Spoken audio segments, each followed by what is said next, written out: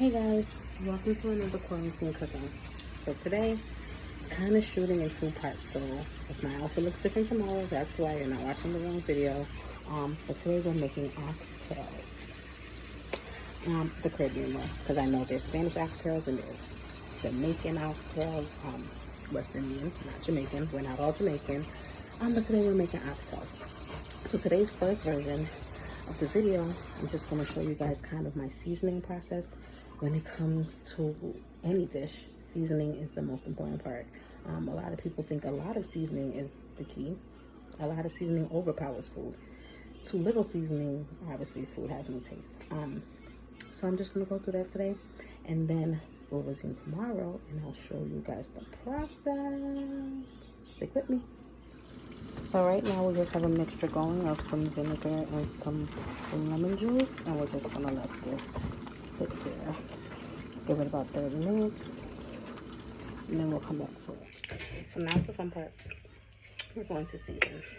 The key to seasoning is you kind of just want to coat your meat just enough. You don't want to overpower it, like I was saying earlier.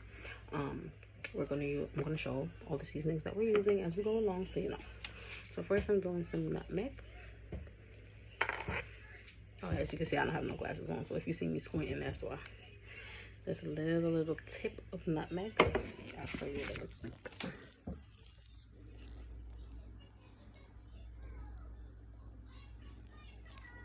Maybe I won't show you what it looks like. Just a little tip.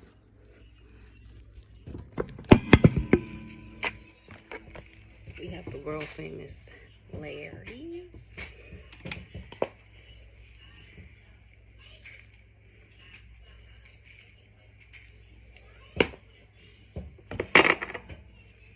Have some fresh garlic.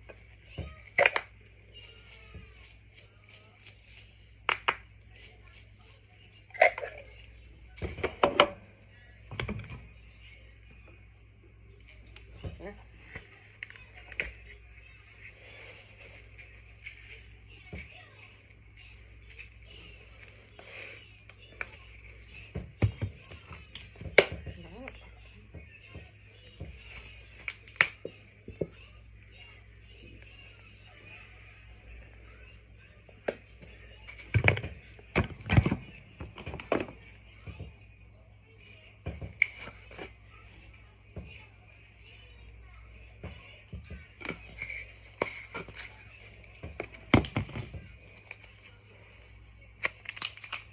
Only half the packet, not the full packet, because we have that Larry's, and that Larry's makes it pretty salty.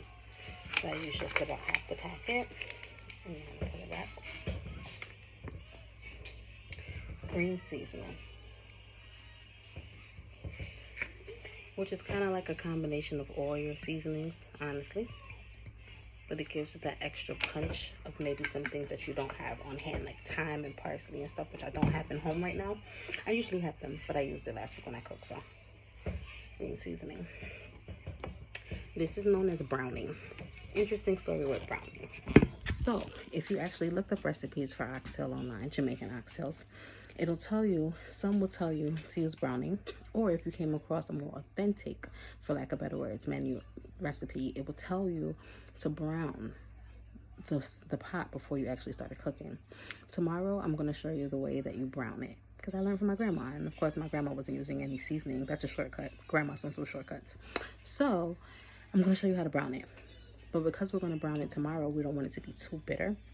So today we're just going to use a little bit of Gravy Master browning just to kind of give it some color. If I wasn't going to do the traditional browning way with the sugar and the oil, then I would probably use a little bit more of this to kind of make up for that lackluster.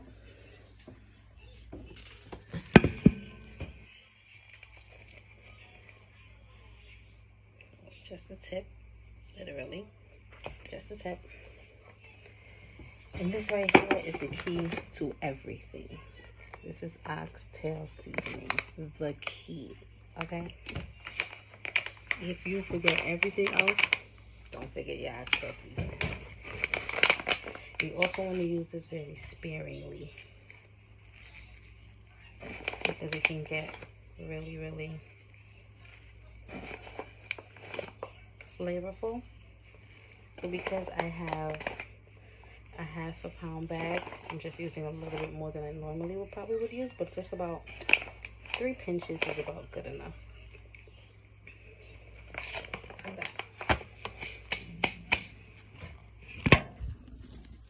So here we have it,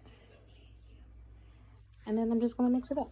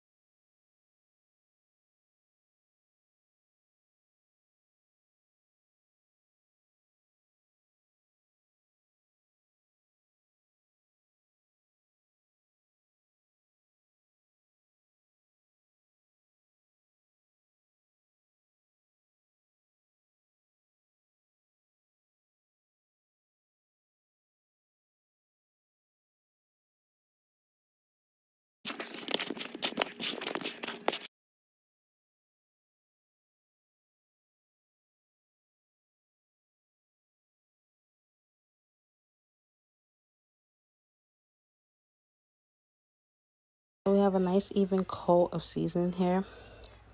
We're going to put it in the fridge overnight until tomorrow. Let that seasoning soak in there. And then tomorrow, we'll... So we're back. And as you can see, this is part 2 of our oxtail video. So we're back. And as you can see, this is part 2 of our oxtail video. Here, I've just put some oil in the pan. Honestly speaking, I forgot that I was recording, so I started doing it before. Don't mind my pan. It's not dirty. It just looks like that because it's been through a lot. If you've been to any Caribbean household, you know they all got that big Dutch pot that you cook in. This is the one. So you put some oil. We're gonna do that. Just turning the fire on, and we're waiting for this oil to get super hot. We want to see it bubble, and then we're gonna put just 1 tablespoon of white sugar, and that's how we're going to make our brownie. I put 2 tablespoons of oil. That oil is just about hot. I can smell it. Obviously you guys can't smell it, but I can smell it. And we're going to do our sugar now. It's going to pitch up, so we want to make sure that we're standing far enough back. Okay?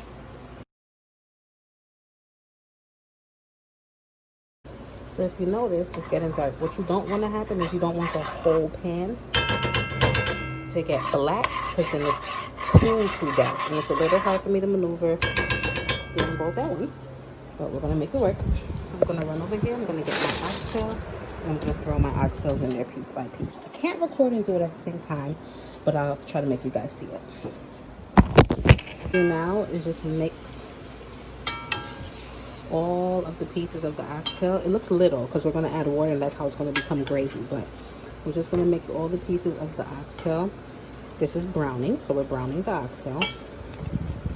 At this point, you can add some ketchup or some carrots. You'll see sometimes some people's oxtail has ketchup, some people's oxtail has carrots.